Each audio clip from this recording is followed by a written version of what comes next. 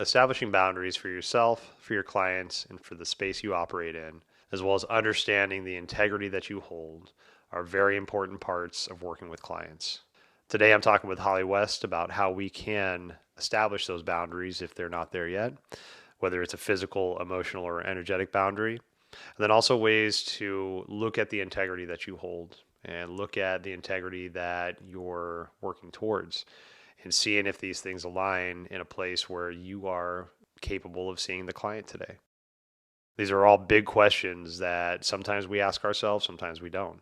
So in today's conversation, we dive deep into the establishment of boundaries, the integrity that you hold as a human being, and how we go about keeping our clients safe, keeping ourselves safe, and keeping our space safe. I hope you get something out of the conversation. We'll see you on the other side. Right, welcome back to the show. Today I'm talking with one of my favorite humans in the world, dear friend of mine, my spiritual mentor. She's been on this show 2 times already, and we'll just keep it going. Right, we'll just keep finding cool things to talk about. Yeah. So Miss Holli West is back. Holli has been on talking about how to utilize spirit animals and power animals, how to work with your guides. Holli is a medium and has been working in the healing arts for many years in different traditions. I think the main tradition that at least I've learned under you is a lot of the Lakota traditions. That's correct. The shamanic teachings from that, and I can't say enough beautiful things about you. You're the best. Thank Right? you. You've been like Adam. the teacher I never knew I needed, outside of my children. Yeah. And so today we're going to talk about something that's very very alive in both of us right now, and something we talk about quite a bit. And also seems to be kind of a theme. If you're listening, if you're a fan of the show, I recently had Midge Murphy on, and we talked about ethics and energy work. And so today we're going to talk about boundaries and integrity in energy work. And before we get started, I just wanted to talk about, just basically define integrity, right? And so integrity is a firm adherence to the code of moral or artistic values that you hold, right? And the reason I bring that up is because there's something that a friend of mine, Tang, taught me a while back, and it said the difference between morals and ethics. So morals are the rules that you have for yourself. Mm-hmm. Ethics are whether or not you follow them. Love that. And so I say that because a lot of us approach this work in a very different way, and it's not a regulated work right now. I do see in the future that regulations will probably try to come down in some kind of way. How effective they'll be, who fucking knows? But so at this point in time, you're setting your morals. You are setting the morals that you feel that are right for you to share space, hold space, be in somebody else's space. And then it's up to you whether or not you follow those damn rules, right? Well, it's up to you, and it's up to your spirit. It's up to who you are working with. Right. I would rather not have spirit smackdown. Listen, if I'm going to have these rules that I've learned for many, many years, I utilize them because it is what's right to do. I feel like I answer to a higher power. Yeah. I don't want to do something that's going to harm somebody in a way that Great Spirit says to me, what are you thinking? What are you doing? Why would you want to harm? Yeah. Because I feel like as soon as we do that, we are no longer doing Spirit's work. We're doing our work. Yeah. And our work is definitely below what Great Spirit wants for us. So. And I'll say this too, these are things we check in on regularly. Always. Because we can be operating within the boundaries that we've set and the ethics that we've set, and we could be fully within those boundaries, right? Oh, yeah. But things can still go a little sideways. And those are those opportunities for us to look at it and say, oh my gosh, was I really looking and paying attention to the client? Was I actually paying attention to my body and what I was feeling? Or was I going through the routine that I have in my head of, I need to check that box and then check this box and then do that thing. I'm going to play this bowl and then do that chime and then I'm going to do the fucking thing, right? Well, Spirit regulation tells us that we're doing their work, right? Who else do we need to regulate it? We could have the government regulate it all we want to have it. And maybe some of us need that, or maybe not, I don't know. But all I know is that I am going to do what I am told through my feelings, and I'm going to trust what I've learned through my relationship with my guides, with Great Spirit, and with those that are around me who know more than I do, well, perceived, and whom I have learned from. Yeah. Which I'm very lucky. I have beautiful, wonderful teachers. I feel very lucky with that. You're one of my teachers, Adam. Everyone, we can learn from Honored. everyone, right? Totally, totally. There was I'll share a little story of my first time that I had to take a look at my own integrity and the boundaries that I'd set up. So I'd been practicing energy work and sound work in a combination for probably about 3 years at this point. This was about a couple years ago, and I was working with a client that it was my first time working with this client, but I know this person very, very well. Like we're very close, very good friends, you know, and then this person experienced some loss in their life and wanted to explore that. And this person's one of the most tuned in people I've ever met in my life, and has done everything in their power to turn those off, turn those gifts off. And so it's when those messages come through, they scream and they shake because there's been such an ignorance of it. Mm-hmm. And so I was trying to help this person, you know, find some peace, and we were doing our energy session, and everything was great. About 30, 45 minutes into it, body's calm, everything's good. And this person had never experienced sound before, and we talked about that going into it. And when anybody is new to sound for me or new to a modality, I'm very soft, very cautious with it. We need to be. Mm-hmm. And so when we talked about it ahead of time, it's like if everything feels good and seems okay, I might break out a bowl and just see how that lands. And so everything was going on par, everything was good, you know. And so I grabbed a bowl and was sitting at basically his head on the floor, and I was just playing one single bowl. It was a heart bowl. And I was playing it, and I'm looking up, playing it, looking up. It's very common for me. I just want to make sure everybody's safe.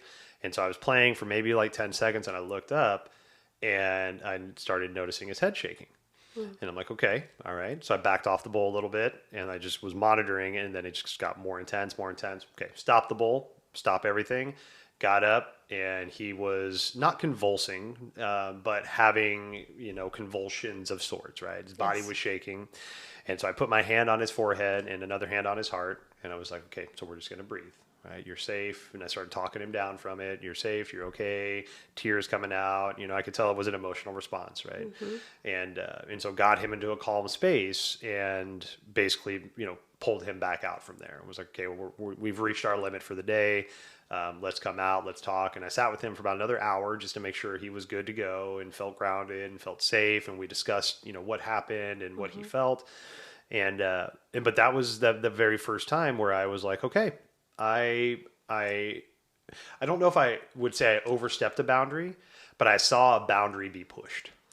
Yes. And it was thankfully, again, from the beautiful teachers that I've had, like yourself and Lauren and Hannah, was taught to always monitor my guests, my client, right? And so that monitoring of that client allowed me to see them step across the boundary that we had set and be able to pull them back, right?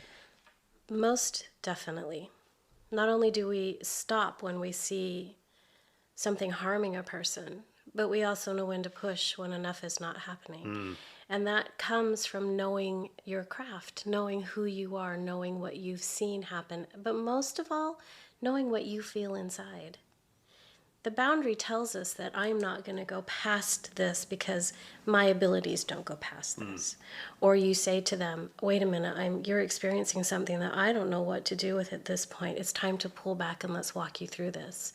Had you gone further with him or her, I'm not sure, you could have crossed a line that maybe you couldn't have come back from. Right. Being aware of what your gifts and talents are the number one piece of a boundary. If you don't know what they are, how can you work in them? And how we find out what they are is we work in them. We work in them gently, and we allow ourselves to feel these things. Yeah, you could have really hurt somebody had you not stopped and looked and said, wait a minute, this is not where this feels. This should be going. There is one thing that I say, and you will know from my teachings. Being in your integrity is the number one piece to this type of modality, whatever your modality may be. And integrity to me, I will define it as having your heart, mind, body, and soul moving in the same direction.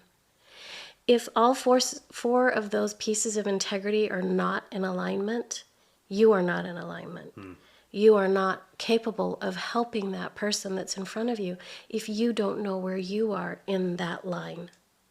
Because perhaps your heart's in It's in it. I'm ready. I'm going to change this person's life. Let's go. Let's touch everything that we can possibly get into. Let's make them better. But your mind is saying, wait a minute. Whoa, this person's not receiving what I'm giving. What part of me needs to allow this to pull back? Where do I pull back? If your heart, mind, body, and soul are not moving in alignment when you're working with your clients, you are out of your element. Pull back from it. Don't go. That is where we get in trouble. Yeah.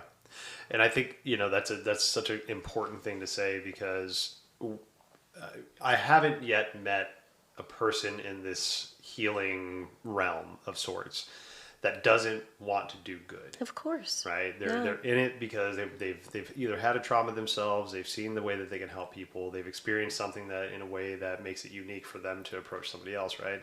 So the heart's always in the right place, but if your ego is still involved with this, you've got it. And you're like, I'm going to be the one that fixes you.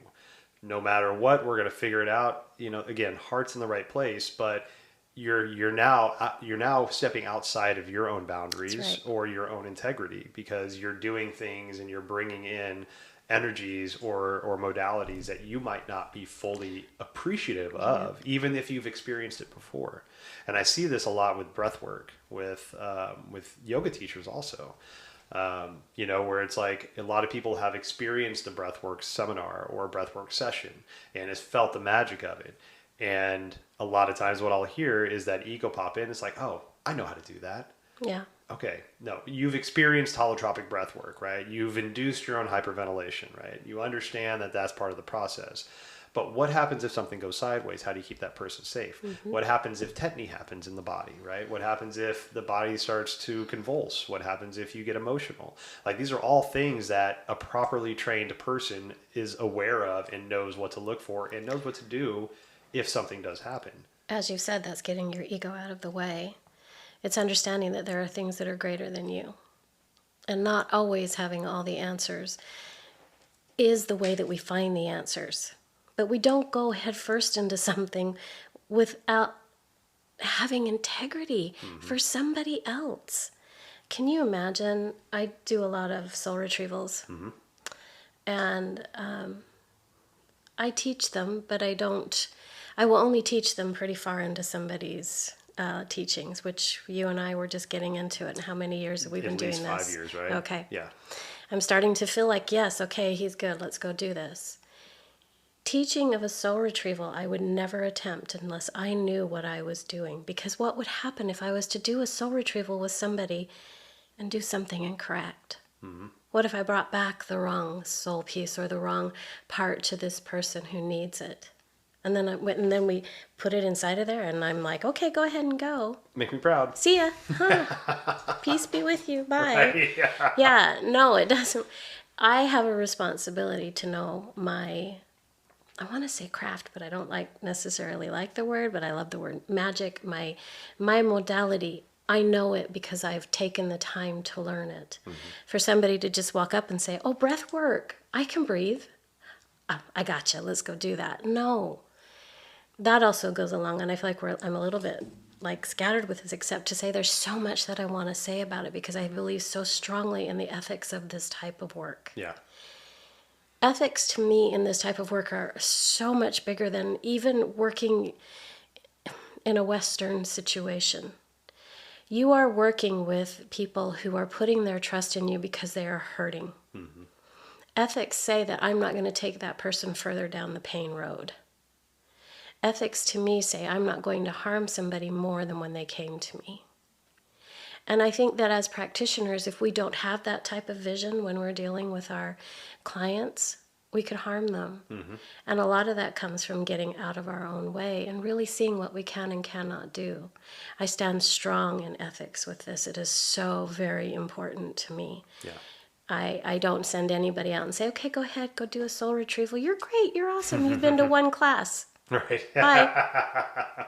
No, it is something that I feel that you learn over time, and an apprentice, how long does it take to become if you're apprenticing, how long does a craft take? Yeah. I think electricians, they apprentice for at least 4 or 5 years. Okay, there you go. Yeah. So, would we just send this type of, an apprenticeship out to somebody else? Okay, go ahead. Yeah, go ahead. Right. Retrieve those soul parts, or do that cord cutting, or do this, or do that, without some proper ethics and training and teaching and feeling. Yeah. And that word integrity. We can't do anything without that word integrity. Yeah. I mean, gosh, if your heart, mind, body, and soul are not moving in the same direction, step out of the room. Yes. Gosh. And that's a message that you really need. Nobody can answer but you. Right? And that's where we quiet the body down, we quiet the mind down, we start to listen deeply. And the opportunity for me that pops up quite a bit now. And this is beautiful because this is completely like, I have no benefit from any of this work at all, right? But I coach a lot of people in plant medicine journeys, whether they're interested in learning more about it, or they've taken the journey and they're like, okay, I want to experience this in a deeper way. And the reason I bring that up is because plant medicine is a very big, buzzy kind of thing right now. It is a buzzy thing, yeah. And when you have celebrities that start doing plant medicine journeys for their own personal reasons, not chiding them for doing it, but that popularizes it to a group of people that have probably never heard of that before, that modality, maybe have shunned it, but now that Dr. Dre's doing it, they're like, oh, I'll go sit with ayahuasca. That sounds fun. Yeah, I can make a hit album after sitting with ayahuasca for a day, right? Yeah. And so that is one of those biggest things for me that shows me the ego. And the example I'll bring up is I had a client that I was working with that wanted to start macrodosing, so big doses of psilocybin. Mm-hmm. It has addiction stuff in the past, and things to some red flags that we want to be cautious of. And so I was working with this client for a number of months about just talking with them about it, feeling into it, if you're drawn to it, if you're called to it, and then you have to take your ego out of it and make sure it's actually calling and not just your ego saying, no, you should do all the things that cool people are doing, right? And so we were all on board, everything was good to go, and this person lived in a different state. And then so I checked with them the morning of, and I said, okay, so today's your day, how are you feeling? And this person said, I woke up and I have COVID, but I think I'm fine. Oh. And I was like, okay. So I'm just going to speak very bluntly. That's the addict talking in you.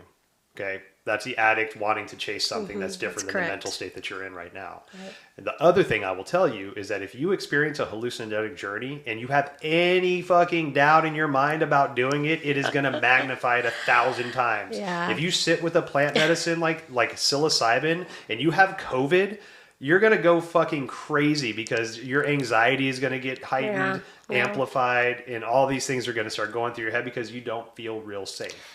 There is no safety. Yeah. Yeah. And unfortunately, you're in something that you can't get out of. Yes. Listen, I've had clients come to me who went, and I am not calling out ayahuasca ceremonies. I'm not calling out those ceremonies, except to say, I think that you can reach the same spiritual enlightenment without them. That is what I teach. Yep. However, this particular person decided that they would go and do an ayahuasca ceremony. And unfortunately, they did it with a group that probably was not in their integrity. Okay. So they weren't watched close enough. When they came out of the ayahuasca ceremony, they did receive what they felt that they needed to receive, but this person kept calling me on the phone and saying, I'm seeing Pandora's box and it keeps opening for me and it keeps opening for me and I can't get it to shut and I don't know what this means and why do I keep seeing this and where is this going and what is going on and I am scared. Why is this happening? Well, so I called the person in and had them come in and sit down with me one-on-one, and it took months to close that box. Yeah. Because if you open up something that you're not ready to open, or if you open up something that's not being monitored correctly, meaning that the person who's doing the ceremony is doing it in the correct way, you have left your body. And if you leave your body, what comes in? Anything that wants to. Yep. So it took us months and months and months to get this person back to the point where they could feel like the box was finally closed and they felt safe in who they were. But I am telling you that was some of the hardest work I ever had to do. Because they allowed themselves to be open in a point where there was no integrity. Their body and soul were not together. If you separate those two, you're leaving it wide open for something that doesn't need to be there. Right. So again, integrity in all kinds of directions with just that particular story were completely mismanaged. So that is why I say to you, and I will say it to everybody, be careful who you get your spiritual advice from. Yes. Make certain that the spiritual teacher that you're talking to is in their integrity and that they are still doing their work. That there's teachers are doing their work. And that everybody is receiving wonderful blessings from the work that they're doing. Mm-hmm. I'll tell you what, it's hard to stay in boundaries. And it's hard to stay in your integrity. I find myself, we were just speaking of this, waking up and being like, oh my gosh. Am I really going to hold spirit again today? Is this really what I'm going to do today? Because I am really spiritually tired. Yeah. And I kind of just need to go watch Netflix and do nothing. And on those mornings, if I have a full schedule, I will not see those clients because I know that my integrity is not in place. Right. Now, sometimes that means, girl, you better sit down and you better start doing your prayers. You need to start rattling. You got to get in touch with what's going on. Give yourself a moment. And sometimes it means I need to go watch Netflix. But knowing that piece of who I am allows me to be open and to be ready for my clients so that I'm doing it in the right way, which is in my integrity. I cannot even imagine working with somebody and not completely be feeling where I should be in that moment. Yeah. It's a scary thought. I worry sometimes because I know there's so many beautiful, wonderful practitioners out there who, like you said, they really don't want to hurt anybody. They just want to help. And their heart is always in the right place. And they think that they're doing exactly what they should be doing. And I'm here, I'm ready, let's go. I can make things better for you. But the reality is maybe they need a little bit more time before they do it. And that's where you as a client, or you as the person who's going to be worked on, should be asking your questions. How long have you been doing this? Mm-hmm. What is your training? Where do you receive this from? How do you get to this point? Yeah. Ask questions. You're just as much responsible for your work as that practitioner is for you. Yeah. What does a boundary tell you? A boundary tells me that I will not allow somebody to work on me unless I know and I feel that that is the right place for me to be. And I've checked with my guides 2 to 3 times, and I've checked with my spirit, and I've checked with my feelings, and I know this feels right. That's a boundary. Yeah. It's trust and boundary working together. Yeah. And I think that's an amazing point to make too, is that as the client, you know, you have your integrity that you operate within, and you have the boundaries that you've created as well. And Yes. because like what you said, you know, like I, as the practitioner myself, I'm not going to wave a magic wand and make things go away for you. Nope. You have to do the work as the client. I can show you the ways, I can show you some things that have worked, I can hold space, I can play the bowls, I can do all the things that I can do to help, but you still need to do that lifting, right? It's very and true. so it's getting your integrity and your boundaries set up too, Yep. to make sure that you can receive the work that you're setting out to receive. Yeah, don't come to a practitioner expecting to lay down on the table and have it taken for you. Yeah. I mean, look,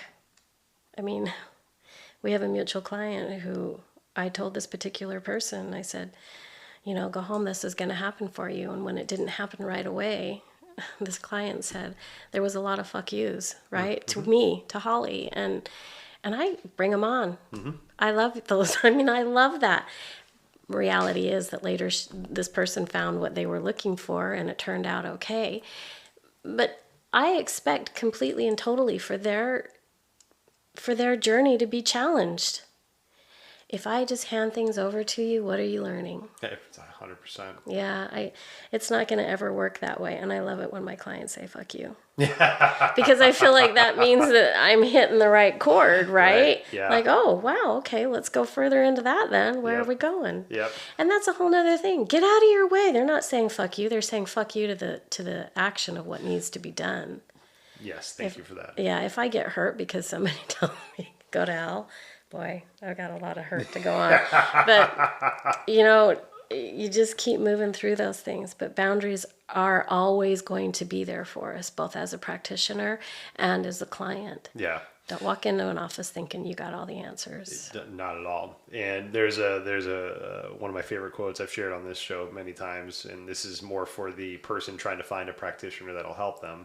It's if you meet the Buddha on the road, kill the Buddha. That's right. You know, and that basically means if you meet somebody that's like, I will Fix heal you. you, I will take away all your anxiety, I'll take away your depression, I'm gonna do all the things, run like hell, because Yeah. that person does not have your best interest in mind. Nope. My sessions are hard. Yeah. I have hard sessions, and I take people places that they don't necessarily want to go. I do it with gentle kindness, but I'm firm. Mm-hmm. And when I take clients on, it's because I have prayed and I know that I can help that person. I won't take a client on if I feel that I cannot be there for their best interests. That's my ego talking. Yeah. And my ego, good heavens, it used to be really loud. It used to be really, really loud. And I've learned to place it aside, especially in this realm. This realm has no, I mean, you cannot have an ego and be a practitioner, I believe strongly. Yeah. Yeah, and that has a lot to do with your training too. I mean, what is your teacher teaching you? Mm-hmm. Are you greater than the work? Right. Yeah, usually not. No, the phrase that you've taught me that I use constantly is hollow bone conduit. Mm-hmm. So allow me to be a hollow bone conduit for the energies of the universe, right? And it's moving through me, but I'm not directing it. It's not mine. Yeah, I'm just like I'm an antenna, basically, Yeah. right? And there's a what's his name? Rick Rubin talked about this. Rick Rubin's a famous music producer. He's produced everything from Run DMC to Metallica, everything in between. Like just one of the most amazing producers, but doesn't know shit about music. Self-proclaimed. he's great. He's more like a guru, right? Yeah. And so Rick Rubin talks about how during the creation process, you have an antenna that's extended, right? And so when you're writing a song, it's not necessarily you writing the song, it's your antenna catching the information that you have the ability, the musical ability, the artistic ability to create the message from that, and then you can present something to the world, right? So it's not Adam writing and playing the song. I've got my antenna up and I'm catching the frequencies of the idea that crossed my path. And it's like, oh yeah, all right, I can do something with that. There we go. But the caveat that he says to this, and which I think is beautiful, is that if you don't do anything with it, it's going to continue to move on because it needs to be said. It needs to be heard. That message has an importance to it. Yes. And so if you don't do anything with it, it's going to find somebody else that has the ability, and then that person will do something with it. Correct. So it's like, oh my God, I had that idea and that person stole my idea.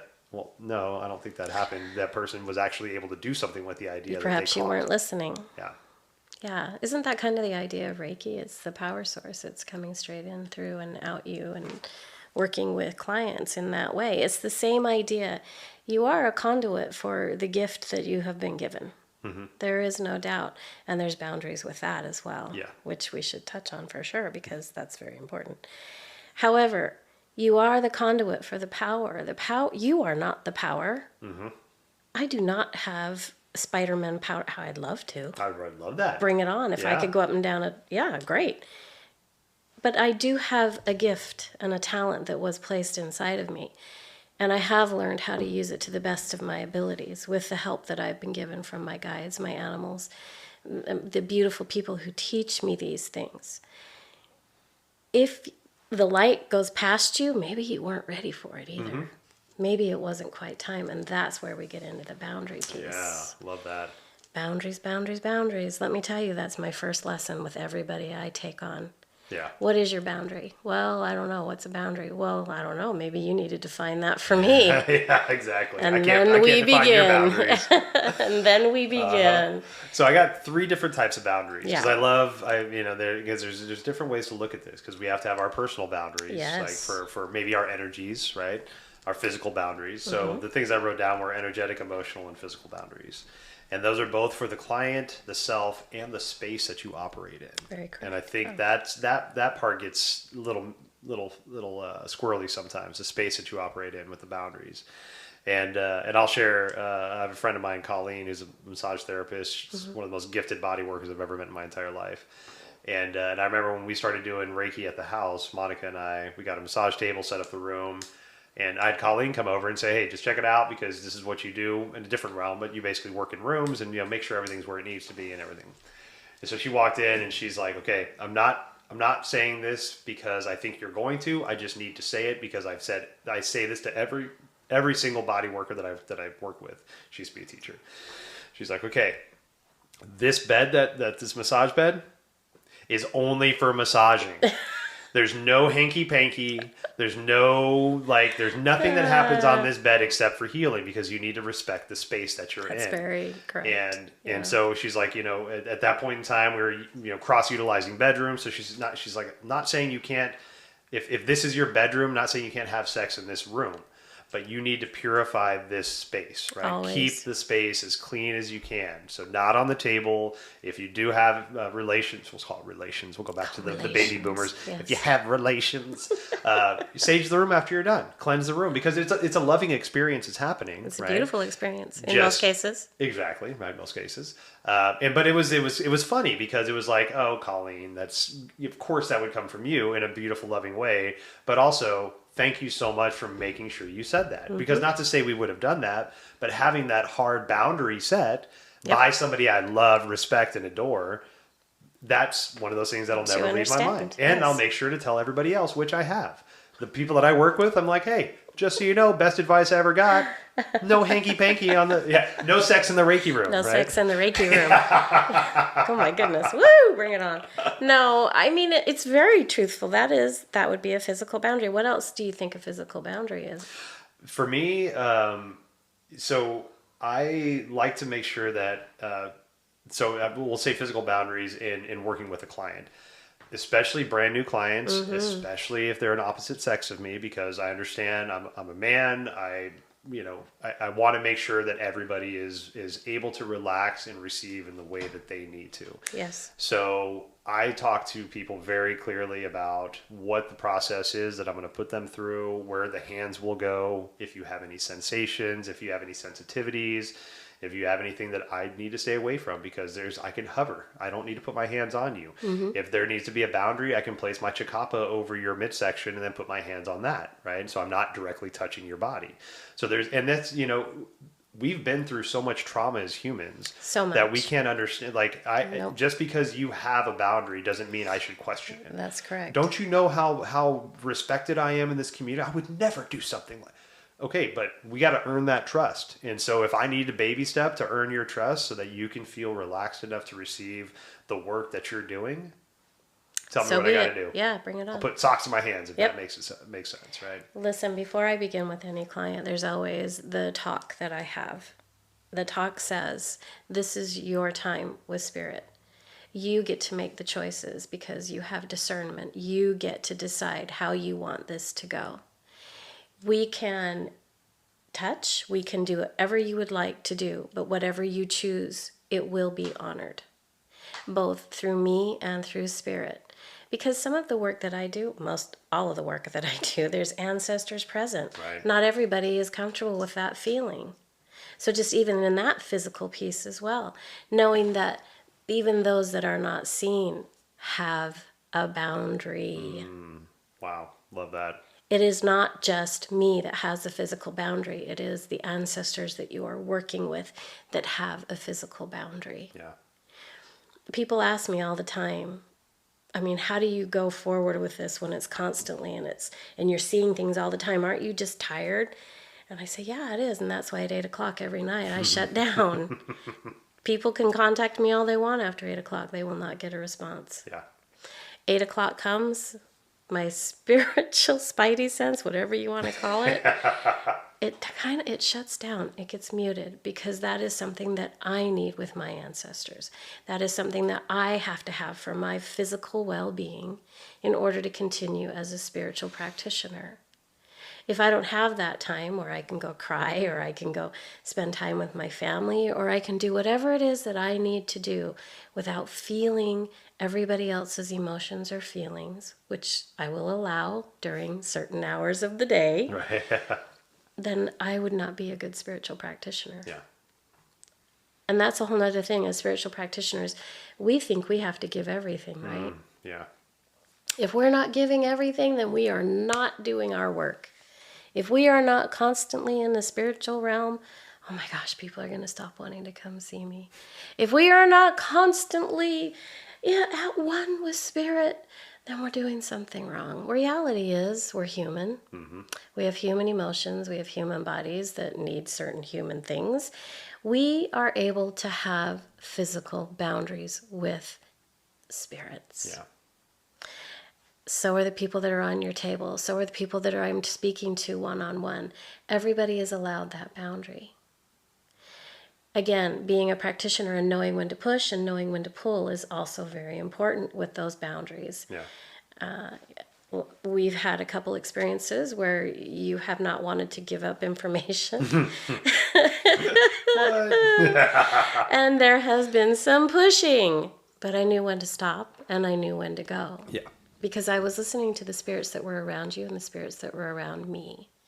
And through that, I believe we had revelations and we were able to work through things. But if they had said to me, stop, or you had said to me, stop, we probably would have, well, I don't know. If you would have said it, I might have still gone. But if the ancestors around us had said stop, I would have stopped. Yeah. And to your point with that, because we've had some beautiful exchanges. Definitely. And you've pushed me into certain places that I didn't think I was ready to go to. But I can say, as on the back end, I always felt held. I always felt respected. Definitely. I didn't feel like you were like poking the bear at all, Thank you. And yeah, so I mean, and I'll say, and I'll got an example from there, and this is, again, people with the best of interest, they're doing the best they can, but this is the stuff to really look out for. And the example that I have right now is a teacher training that a friend of mine was a part of, yoga teacher training. And yoga teacher trainings, this was a 200 hours, so I think it was about 3 weeks or so, 4 weeks, something like that.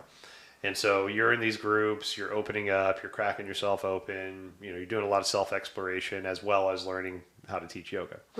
And the style that this person was learning was Baptiste, right? So it was Baron Baptiste is a yogi. Yeah. He's gotten in some trouble recently about sexual misconducts and things like that, but that's not what I'm talking about this time. I do have an episode about that. I'm picking about 2 years ago. But so my friend was in this Baptiste style training, not trained by Baptiste, but it was the Baptiste training. And part of the training was, okay, you're going to stand up surrounded by all the people in the teacher training, which I think it was about 30 people. And you stand in the center of that circle and you reveal your most intimate secret, right? The deepest secret that you got, that you're holding on to. And people have, and I've seen this happen before. People have beautiful revelations. Oh, was abused as a child. I was adopted. I was, whatever it is, whatever you're holding on to, right? And so my friend got up there, it was their turn, and they, said their deepest, darkest secrets that they were holding on to. And I wasn't there, but this was, afterwards, this person was telling me this. And said, as she was saying the things, she started breaking down and crying. She said it felt good to release, Yeah. The caveat was the teacher trainer said, you're not trying hard enough. You didn't go deep enough. What are you hiding? Go deeper. Go deeper. So basically, challenging them, but not reading the person, just going off of a script that they've had, right? Yeah. And so my friend basically was just taken off guard because what they shared was very horrifying, and took a lot for that person to share. At that point in time in our relationship with my friend, I hadn't even known that about this person. We've known each other for a long time. So I'm learning this as she's explaining this situation to me, and then explaining how she basically got bombarded and harassed, saying she didn't go deep enough and blah, blah, blah. She broke down, wasn't able to finish the exercise, excused herself, came home, and then was like, I don't want to go back to this, and was barely halfway through the training. And so, and I've seen that so many times with workshops, with retreats that I've been on or that I've been a part of, where the intention was good, but then something went sideways and the person wasn't well equipped enough to hold the space for the person that went into their shit. And then it just got worse and it got worse. And then Yes. basically the person felt blamed for not being able to compose themselves in the place that they weren't ready to go in the first place. And Yes. then once they made it there, they weren't supported. You know, even as things can come up that are very difficult for people, the right time will always present itself to deal with that emotion and that work. I mean, in that particular case, that person really just needs to be held. Yeah. Knowing as a practitioner what your client's boundary truly is how you become a practitioner who has her integrity or his integrity in alignment. This work is not for us, Yeah. Adam. This is nothing to do with us. The person that was hurting because somebody's ego was in the way. Right. And because they thought that they knew better. This is a human experience as well. And if we don't treat humans as humans and we don't love them in the way that people deserve to be loved, again, this work will chew you up and it will spit you out. Yeah. I believe that strongly. I have seen so many practitioners fall to the wayside because they decide that their work is greater than the actual work of spirit. And if you get in your way, it will happen every time. Yeah. Every single time. My heart aches for that, for your friend. Yeah. Yeah. I'm very sorry for Ended that. up coming out on the other side. And, Very you know, good. when I look back at that, this was way before my journey started with Yeah. energy work. But when I look back at that, that is one of those integral stories that I look at that keeps me in check and keeps me abreast of what I know. And so what I'll say to that is actually, so I have people come to me constantly that ask for things that I don't offer. And what I do now is I start to flag those things, right? And so let's say tapping, right? So say somebody's like, you know, I have like 5 or 6 clients that come to me over the next month that are like, hey, do you do tapping? Is that something you practice? It's like, no, I don't, right? No, that's not something I've looked at. That's not something I practice. But if I constantly have a stream of clients asking me for that certain modality, that to me means like, hey, maybe that's something you should look at to add to your practice, because if these people are looking at you for this, you might have something within you that can make them feel safe to hold that space. Or it may be spirit calling out to you and saying it's time for you to open up this part of who you are. Exactly. Yeah. So that leads me to say, okay, who's the practitioner I can look at? Who's the person I can talk to either get certified, show me how to do it, whatever that is, whatever the comfort level is.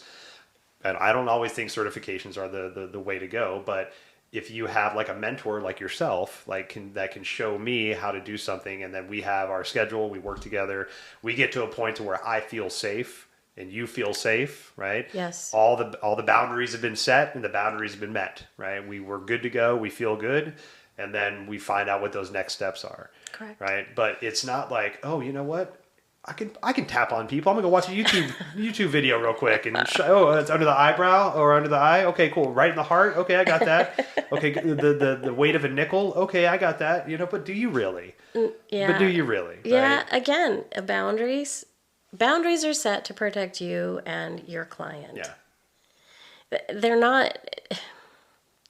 Again, I'm going to go back to the soul retrieval. Yeah. We don't go out and we don't do things that are not something that we're proficient in when we're in somebody else's life. Yeah. I mean, having these things, I guess, looked at by the government and put all kinds of regulations and on and on and on and on, however we want to talk about it. And you're right, it may be coming to that. But what I can say to you is that your integrity should be greater than any regulation that anybody can put on any one thing. Yeah. And if we work our businesses that way or our communications with other people in that way, we don't need the other things. I believe strongly that if we work in the boundary that says, A, am I ready for this? B, have I truly been shown the things that I need to see? And C, what am I really doing this for? Which that should actually be A. Why am I really doing this? Is this for my glory or is this for somebody else? Right. There's a lot of self-check when it comes to boundary work. There's a lot of self-check when it comes to integrity in your work. And the pain with that is if you haven't done your work and you aren't able to get out of the way, get out of the way. Yeah. Because it's not the right time. I will tell you, I went through years of practice. I went through years of training. I went through years of very difficult conversations. I have been to the bottom. I have been to the top. I have been all over this practice that I have. And I know for a fact that I've already done the work, and I'm still doing the work. I'm never at the end. Mm-hmm. But I know that I have taken myself to a place where I'm asking other people to go. And if I haven't, I'm not going to ask. Yeah. Because if I haven't experienced it, then I don't know how it feels for them. Right. Or if I can't see it through the eyes of an ancestor or through the eyes of the person that I'm working on, I can't ask them to go there. Right. That's out of my integrity. Keep doing your work. Be the practitioner that does the work. Don't be the practitioner that says, oh, I can do that. Come on in. And you ruin somebody's life. And then they're sitting in front of a person such as myself saying, oh, my great spirit, what happened? Right. Yep. I did all the things I thought were right. Why did this not happen? All of a sudden, here we go.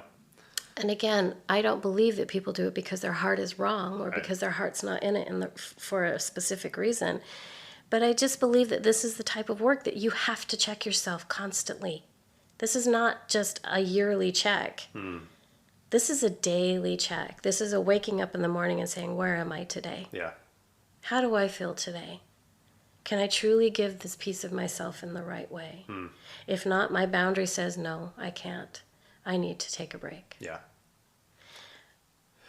So I mentioned my stance on certifications just a moment ago. Yeah, you did mention that. And I go back and forth on certifications, and I definitely think you should get the training that you need. I agree. I think certificates are a little wonky. But I had somebody actually on recently that talked about the difference between a certificate and being certified.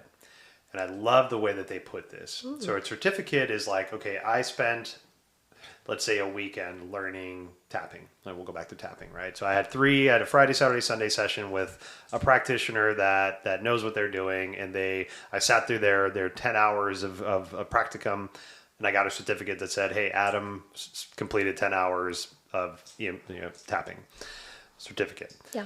Certification is when you have constant contact with that trainer and that person works with you on a regular basis. Yes. And you can ask that person questions. They can check your work. They can be somebody you practice on.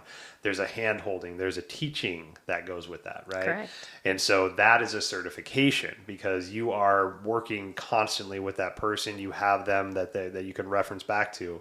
It's not just I did my 10 hours, go out and make me proud. And I love that because, there's their certificate is what I have an issue with because I'll speak for myself. So I've been doing sound healing now for about 5 years. And I've gotten great responses from it, Beautiful responses. Thank you so much. And I love what I do, right? Mm-hmm. And I've been told I'm really good at it, right? I love it. And so people have asked me, hey, why don't you start a school, right? Train people on how to do this stuff, right? Why don't you train somebody on how to do the sound healing? And for me, I don't know if that's like, who am I? Who am I to say, you've been certified by Adam Reel. Go out there and deliver those sound baths to the best of your ability. I'm nobody to me, right? Now, granted, yes, I've been doing this for a little bit of time, and maybe that's something I step into down the road. Yes. But I'm happy to sit with people, and I do this all the time. You've got bowls, you've got things, you want to learn how to use them, please come over to me. Bring all your stuff. We'll play together. I'll show you some things. But I'm not putting my stamp of approval on you. I'm not giving your certificate to walk away from and be like, hey, 10 hours with Adam. I'm good to go now. Right? And so for me, like, I don't think that my name holds that much. I don't know if weight's the right word or accreditation, maybe, to give you the stamp of approval that you need to go out there and do your thing. But at the same time, I'll show you everything that I know. Well, outside of me saying you probably could give a stamp of approval because I have experienced your sound baths. And they're beautiful, Adam. Thank you. You've done beautiful work. I can say to you that through all the years that I have trained, been training people, I don't think I've handed out one certificate. Right. We've been together for at least 5 years. I don't think I've and given you anything. You've Do you got want a lot one? of hugs. Do you want one? A lot of high fives, a lot of spirit smackdowns, Like, but let's no go. certification. Yeah, a lot of spirit smackdown. There has been no certification because, to be honest with you, how do you certify a feeling? Right. You don't. Yeah. And I think that's what spiritual integrity is. Spiritual integrity says, I don't have something on the wall that says I can help you through this, but I know that I can because I know where I've been. And I know that I have enough integrity inside of me to know that I'm not going to do anything to harm you because I've been harmed and I understand what that feels like. That's spiritual integrity. Yeah. Spiritual integrity is getting out of your way and letting the real things happen that need to happen. I mean, spirit smackdown is a real thing. Mm-hmm. Oh, gosh. I still get it. I mean, it is a real thing. It's something that lets me know, wait a minute, Holly, you are not doing this right. Right. Hold on, check your integrity. Where are you? Oh my gosh, wait a minute. My soul's out of the way here. I'm not in alignment. What am I doing? Yeah. I don't think you need to have a piece of paper that says, Adam, you're in your integrity, because it changes constantly. Yeah. Really what this work comes down to, yes, boundaries. Live them, be them. Oh my gosh, live by them, or you're going to run into a bigger problem than you ever thought. But really what it comes down to is being true to yourself, being true to your ancestors, and true to those that are hanging out with you, your spirit guides. Yeah. Great Spirit, Creator, Mother, Father, God, every piece of this that is being bestowed upon us in a beautiful way. It just so happens that you can tap into it in a way that's beautifully, beautifully designed. Yeah. It's really difficult to, I think, regulate this kind of work because you're regulating human emotion. Yeah. And that's next to impossible. Yeah, it's next to impossible. But there is a way to say, okay, if you don't know how to do this, don't do this. If you haven't got the right paperwork that says, I will not do this to you, meaning I won't touch, we won't do this, we won't do that, then yeah, I mean, I think that can have a place. But what it comes down to is, who are you and what are you doing? Yeah. And are you in your integrity? Again, heart, mind, body, soul, moving in the same direction. All I can tell you is I say it every day over and over and over and over and over again. Everybody in my life is integrity, integrity, integrity, integrity. Yes. There is one thing I want to bring up about boundaries, though. We kind of touched on it before, where we feel like if we're not always the spiritual being, then we must not be doing something right. Right, yeah. I want the people that are working in this realm to understand and to know that we have human emotions and we are allowed to feel them. Just because I'm saying integrity, be in your integrity, sometimes we're not. And sometimes that means that we need to take a step back. We need to relook at our boundaries and we need to say to ourselves, where am I becoming lax? Because it's only hurting you in that round. I wake up, again, like you said, I wake up some mornings and I just cannot do this. And then some mornings I wake up and I'm like, bring it on. Yeah, right. Right? Mm-hmm. The boundary says, listen to that. Don't just go forward because it's not good for you either. I tell a story repeatedly. I used to be woken up every single night at 3 o'clock in the morning. Bed shaking, sitting straight up, screaming because there's a spirit by the side of my bed. Now when the spirit comes, they still wake me up.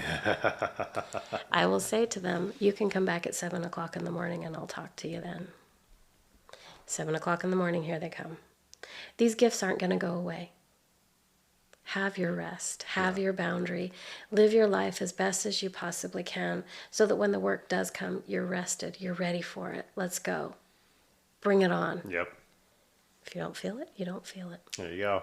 And before we hit record, we talked about your spiritual journey, and I think that's a good way to kind of segue into boundaries a little bit deeper. But basically, it was paraphrasing was, if your spiritual journey takes up and encompasses your entire life and doesn't leave you the ability to live your life, then you might be approaching your spiritual journey in a little bit different way, right? So you should still be a human. You should. I mean, we're Absolutely. humans living a human experience, right? We have the full emotional spectrum of the human experience, right? Yeah. We have, on top of that, some of us have different emotions on the human experience. With whether you're which I love this new term I heard is neurospicy. Oh. So if you have neurodivergent of some sort, Wow. if you're ADHD, if you have an autism of some sort, anything like that, then obviously then you're going to have a different approach to those emotions as well. Most definitely. So it's taking the time to really understand like where you're at with all this stuff and what boundaries you really need to set for yourself, for your relationship with spirit, like you just talked about, Yep. and your relationship with your clients that you're working with. Yes. And your boundaries, I mean, for me personally, it took me a while to understand that I needed to set up stronger boundaries between the energy that was being released and making sure that it didn't get stuck to me. And that was one of those things that the experience taught me that I needed that. The conversations that I've had with people like yourself and other beautiful workers taught me that boundaries are important, and to have boundaries with your clients and have boundaries with the work that you do. But the boundaries of the stickiness that happens when you release things kind of caught me off guard. And it's like after about 6 months of this work, I'm like dragging ass. Like how is this work harder than the restaurant work I was doing? I was working 18-hour days and shit. But it basically was like, I'm not staging myself properly. I didn't call in my guides.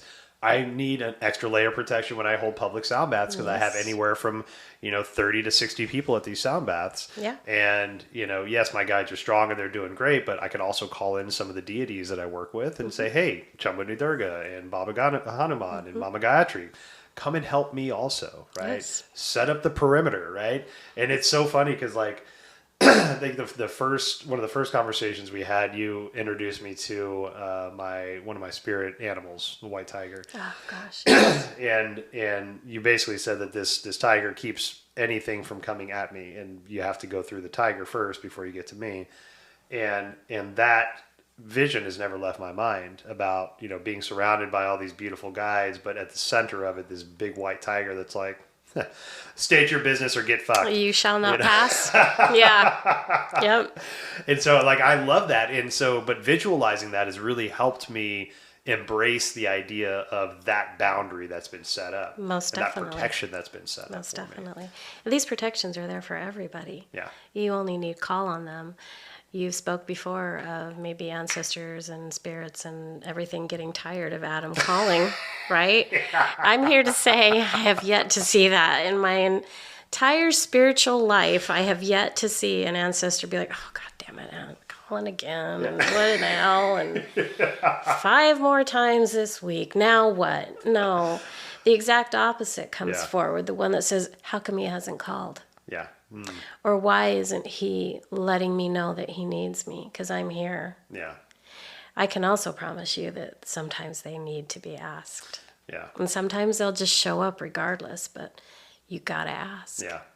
And I could say after I've been working with my guides for a number of years now. Yes. That first time when I felt them come forth, it was so exciting for me because it not only for me have been like, oh my gosh, I feel things around me, but I could sense the excitement of my guys being like, he finally said hi. Oh my God. He finally reached out to us, Whoa.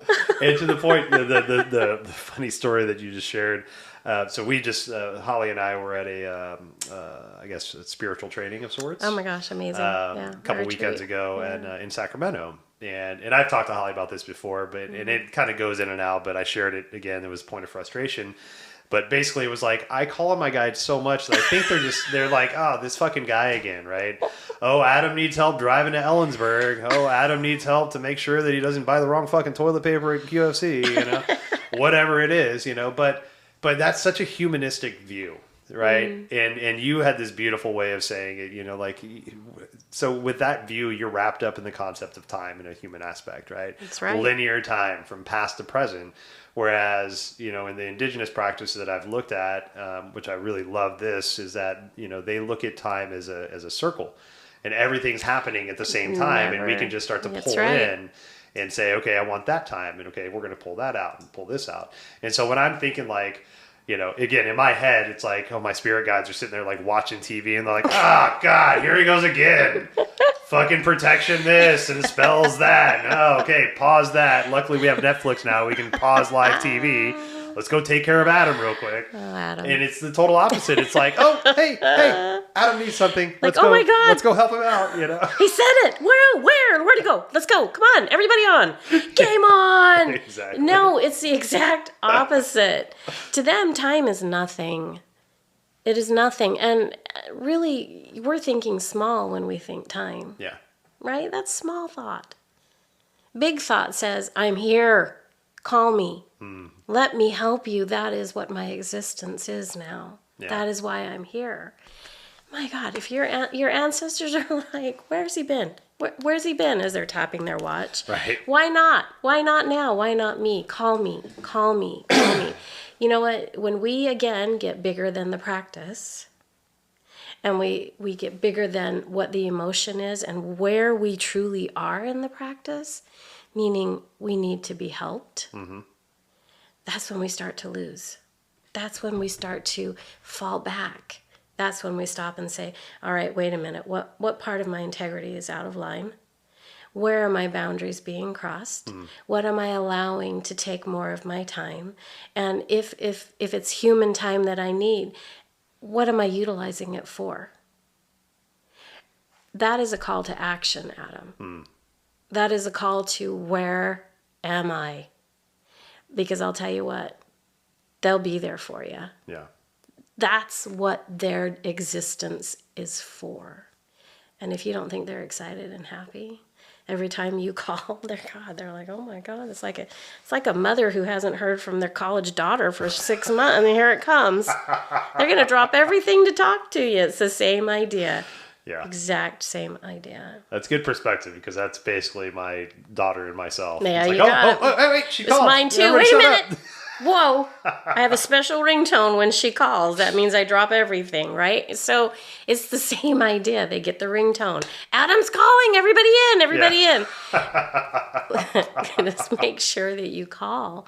It's what they want. Yeah. And again, if you're not utilizing the things that you have cultivated, you're doing yourself a disservice. Yeah. Because you have cultivated it.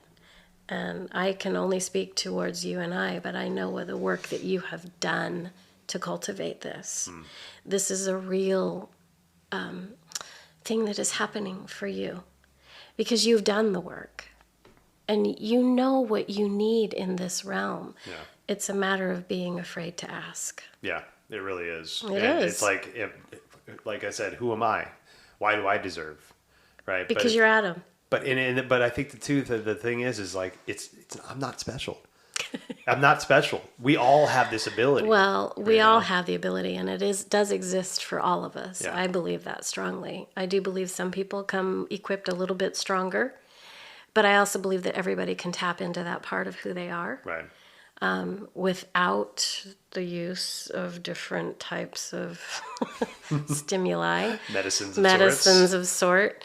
I believe everybody can tap into it. But I also believe that some of us come a little bit more equipped, and I believe that maybe those are the ones that it's tapping a little bit louder.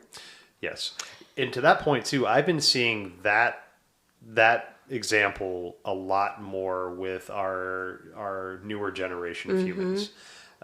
Whether it's talking to a toddler that is putting together thought concepts and ideas that took me until my teens and 20s to figure out, the empathy, the altruism, the awareness, and also do you think I'm going to fucking work my entire life away just to barely survive? Get fucked. This is dumb. Right. The inhibition to like deal with this life that's here. And it's like, no, I don't get it either. Good for you for saying something about it. Listen, I believe that they have to come stronger. They have to be more equipped. Yeah. These beautiful spirits that are coming forward now are going to be some of the strongest ones that are out there because they have to be. Yeah. In so many ways, we've become so very corrupt, and in so many ways, we've become beautifully seen, and things are changing for the good. But I believe that it is truthful. We have got to teach our young. They need to know and understand the gifts that are inside of them and start them young. Yeah. We don't need to wait for this thing because, oh my gosh, it might scare them if we talk about a ghost. Well, so what? They're already seeing it. Mm-hmm. Talk to them about it. Help them understand it. This young generation that's coming forward is probably some of the strongest. And they need to be because of what's happening in this wonderfully beautiful world. Yeah. Yeah. Yes. Yes. Well, I want to talk about boundaries that a practitioner should have with their clients. Yes, most definitely. And there's two real big ones that pop up right off the top of my head. And one of them is, and I first noticed this. Well, actually, I think I should say I first noticed this when I was working in restaurants, just being a person of authority, right? A manager, right? So I was a GM, director of operations, right? But also, I think I felt it stronger when I got into the yoga community and started teaching yoga. And that's the aggrandization of your teacher. Yep. The person that holds the perceived power, right? Yeah. Oh, this person's figured it out, or this person can do something for me, or oh my God, this, and it's like, no. I'm human Adam, just like you're human Holly, just like you're human Beth, right? Yeah. We're all just humans exploring the gifts that we have, right? Sometimes that gift allows you to be more public, sometimes that gift allows you to be more private, whatever it is. But just because I'm the one up here in the yoga experience, like teaching you how to listen to your body in a deeper way, controlling the heat so you have a good experience, that doesn't make me, maybe that makes me a good yoga teacher, but that doesn't make me a better human than anybody else. Correct. Right? And so I think there's that responsibility of the practitioner to humanize themselves. Well, it's a godlike thing. Right? Yeah. And again, as I've said, if you as a practitioner becomes bigger than the work, then what are you feeding into? Right. The work is not me. I do the work. I get to live the work. Mm-hmm. So really the authority piece, I think not only does that come from, well, really it just comes from the practitioner. It comes from the actual person. Again, heart, mind, body, soul. What is out of alignment if you've got the God complex? Now, here's the key. Being a young kid, I don't know if you ever remember having a crush on a teacher and, oh my God, that teacher is the greatest thing ever. The fact is that probably will happen because you are attracting something to people that they are yearning for in their life. Mm-hmm. They're looking for knowledge, or they're looking for the authority to tell them what to do to get better. Right. The reality is that when somebody comes forward for you and they have got this authority attraction to the teacher, give it back to them. Say, oh my gosh, I think that's amazing that you think I did a great job, but tell me, what do you think you can do? Right. The way that a teacher teaches is by giving it back to the student. Ask the student what in their life needs to change to make this even maybe they want to become a yoga teacher, whatever it may be. What is it that you need to do to get here? Always stay humble in your gift, Adam.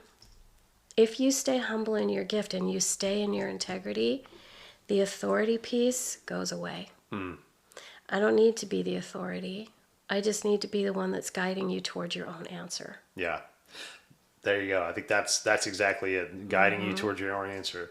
There's a boss that I had back in my early management days named Jeff Morgan. He's a beautiful human being, still very close to him. It's great when your mentor becomes your friend and then like you both Even just co-learn, better, right? Yeah. Yeah. And he taught me something at a really young age in my management career, and it's I guess known as the Socratic approach to conversations. Mm-hmm. And the thing I love about Socrates is as smart as that human being was, he also was self-proclaimed the most ignorant person in the world, right? And the way he got away with that proclamation is that he never gave answers. He just asked really good questions. Mm-hmm. And through the asking of questions, the person that's being asked the questions has the ability now to find the answer on their own, which satisfies our ego in a very deep way. Got it. It's like, I figured it out. I got the thing. And our ego's like hands high, cheering, confetti flying and shit, even though it was the line of questioning that got that person to the point. Very much But to Socrates' credit, he wasn't like, yeah, that's right. Ask good fucking questions. That's what I do. He's just like, no, that's you. You're a human, right? Yep. We just need to be led there sometimes so that our ego can say, got it. And then that's what seats that information because we feel like we've done it and not that it was given to us. I'm going to go a step further and say not only was he a good question answer, but he was a good listener. Yes. Because the listening is the piece that takes us to the answer. And we might not always have the answer. But I know that in the spirit realm, if Great Spirit, ancestors, or power animals, guides, whatever, if they want you to have the answer, and if you're listening with the gift that you have, you'll find it. Yeah. But it is still the obligation of the person that's asking the question to work within the answer. Yeah. You can only show them the path. Yeah, definitely. That's the same thing. The authority piece, you can only show them the path. We are not an authority in this. The only authority that I look at is Great Spirit. Right. Allow me to be the hollow bone you would have me be. I'm just here to help. Yep. Again, get out of the way. Yes. Get out of the way. Now, the other Yes. boundary I want to talk about is, and this one is close to me, and it can be very sensitive. But when you're working with a client that is talking about physical harm or suicide, and whether they're sitting across from you in an active session or they're emailing, texting, or calling you, whatever time that emotion arises. Yes. And I struggle with this one because we just want to help, right? I just want to be there and You've help. got the heart to help. You know? Yeah.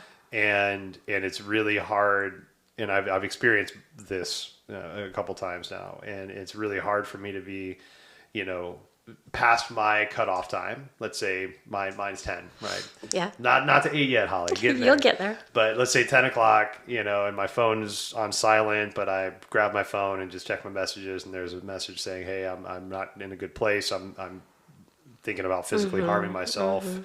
I need to talk to you.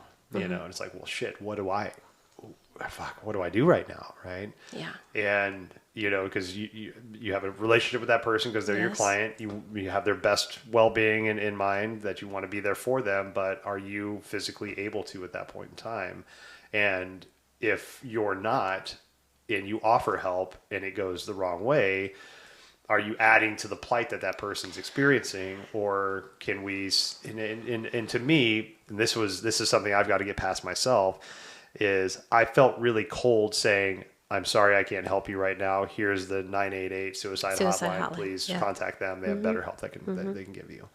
And that was a route that I took. And even though like we've talked about this after the fact, and I've found my peace with it, at the time I was like, fuck, man, like, where do I go with this? Adam, why aren't you showing up, right? Where's your strength to deal with this and to give advice or hold space or whatever it is? But at the same time, it's like, man, my tank is tapped. Like I'm beyond E. Yeah. I'm running on fumes and I got no gas station in sight. So what can I give right now that's actually going to be helpful besides my ego saying, no, you need to answer this. This is a big one. Yeah. And you know what? It does come up quite a bit in this type of work. We are dealing with people who are harmed and who only want good things in their lives, and sometimes they can't find it. Yeah. I myself have had a similar situation, and it just so happens to be something that I answered after 8 o'clock at night. Right. And a lot of what happened through the conversation was, I love you. I understand what you're going through. I don't know how to help you. Here are some phone numbers of people that can. I am clear with you that I love you and I am here for you. But again, I can only do so much. It is a very difficult place to be when you are dealing with people's emotions and you're dealing with their life's processes. In this case, let's face it, we're not certified to help. Right. We're not. Yeah, I'm not a suicide preventionist. We are not, and I don't want to pretend like I am, because I'm not. Yeah. I am somebody who loves and somebody who gives my heart and who is very open and wants to help people. But I'm also not equipped to handle the things that these people need the most. And I will do what I can within my power. However, remembering that the boundary that I've set is the one that says, Holly, you are only equipped to do so much. You cannot do any more. Yeah. And God forbid the worst happens. We have to know and understand that we tried to do the very best that we could with what we had. And that's where our boundaries have to work. We have to work in those things that tell us you can only do so much. Yeah. This is what you're gifted with. This is what you are not gifted with. And I pray that I never, or you never, feel the sting of that situation. And I pray that people who are feeling this in their lives can and will find the help that they need. And maybe sometimes what they need is to just hear, I love you. But again, for you as a practitioner, if we answer every one of those calls 24 hours a day, what is left for us? Exactly. And where are we, and I don't want to sound like somebody who's selfish or who doesn't care, but where will we be at the end of that phone call? You have to protect who you are as a human. You have to protect your own psyche as a human. If that's something that you feel that you need to get trained in, then find the correct training. Right. But if it is not, then know and understand that you have a list of who these people can call. Mm-hmm. And you do what you can in the moment that you have. And it's not easy. No, it's not. It's not easy to hang up the phone and think, am I going to speak to this person again? Or can I call somebody to help this person? I've done what I could. Mm-hmm. We never want to leave somebody in a pain state. We don't want to leave them in a place where they don't feel any hope. And maybe just what they needed was to hear, I love you. Yeah. So we do the best that we can do with what we are given, knowing and understanding, again, that our training only goes so far. That is where the code of ethics comes in. That is where ethics says to us, I am not equipped to help this person stop what this person wants to do. Right. I can only tell this person that I care for them and that I love them, and please call this phone number. Yeah. And that can be the most important thing that person's heard. I think, for me, when I first encountered that situation, it was like,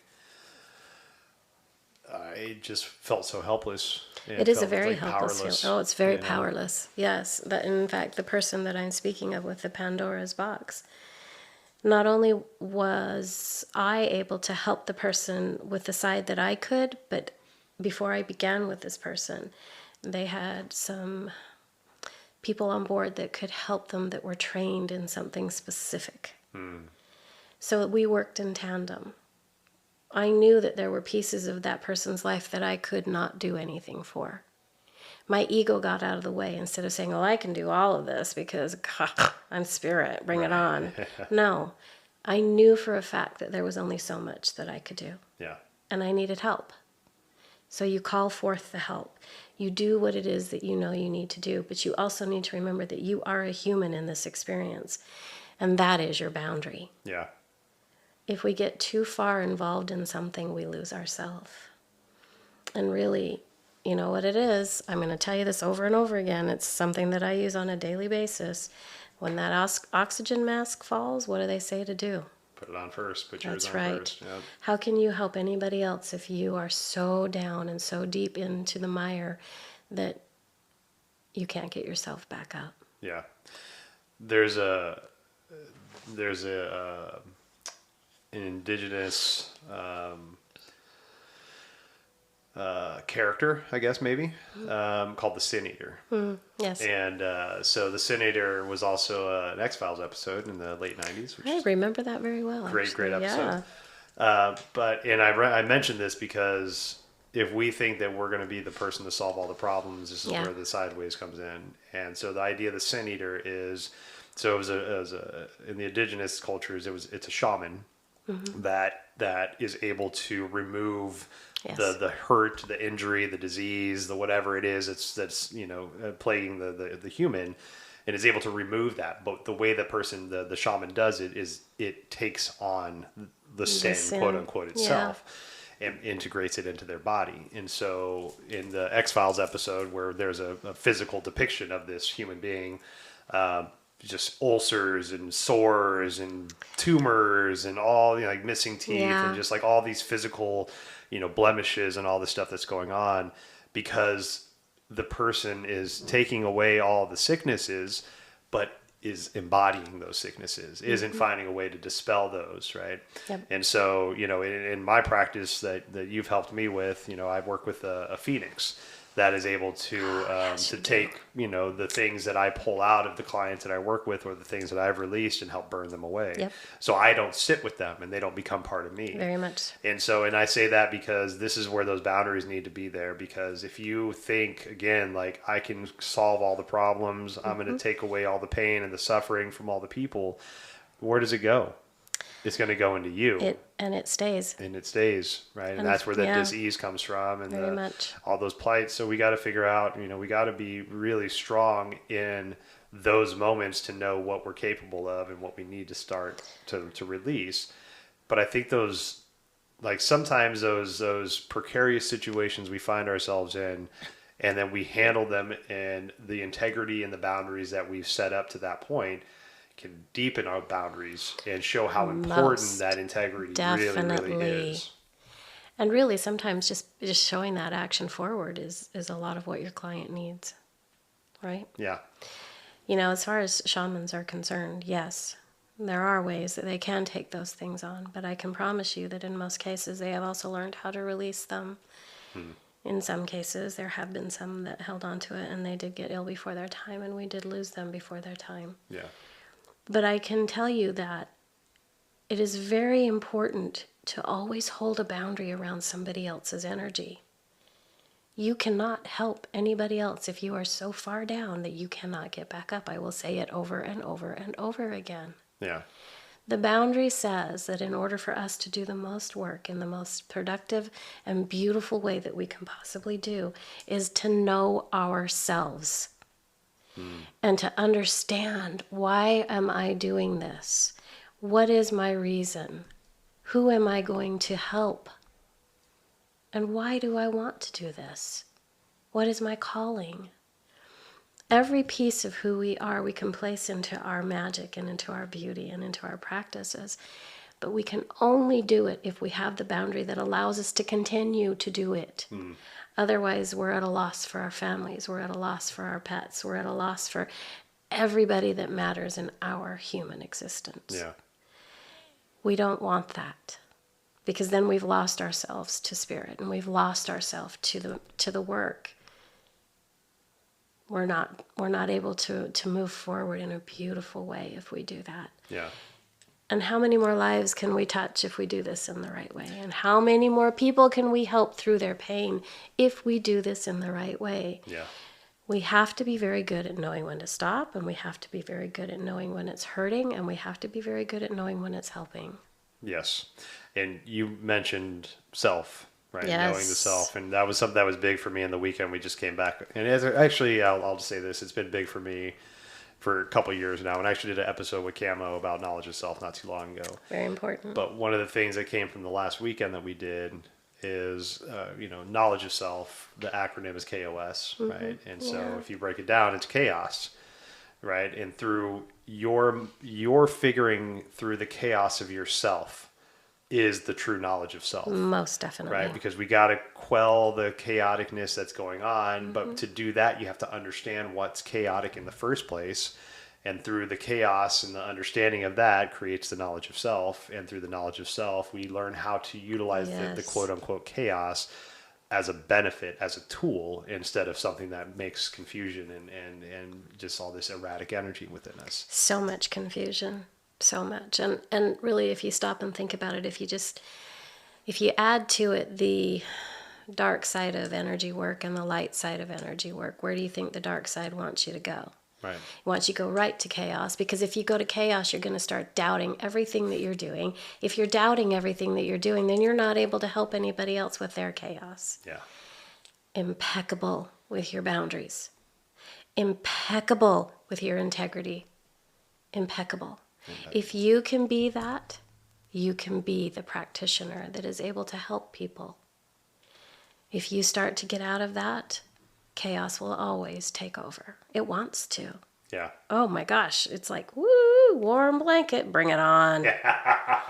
No, we want to keep it at bay, and we want to help it so that it helps us. Now, chaos it's got its place. Totally. Yeah, most Chaos definitely. is the one that says, oh my God, I need to go see Adam because this is really hurting and I don't know how to get through it. So, yeah, chaos can help in a way. We just can't let it take over. Yes, allow chaos to be the catalyst. Yes, thank you. Don't let chaos take over. No, gosh. Love that. Yeah.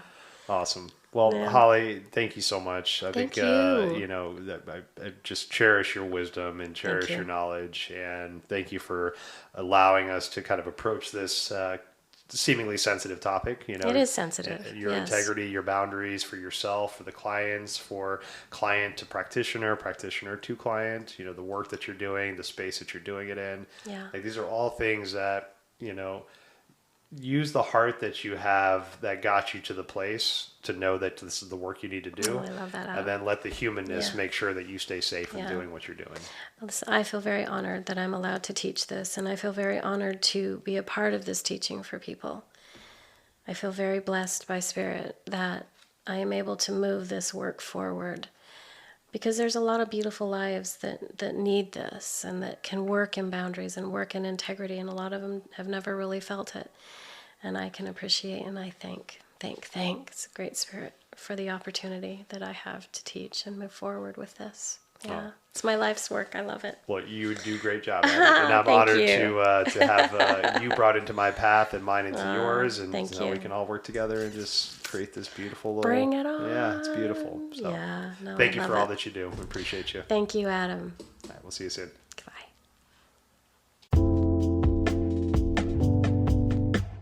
Thank you so much for spending time with Holly and I.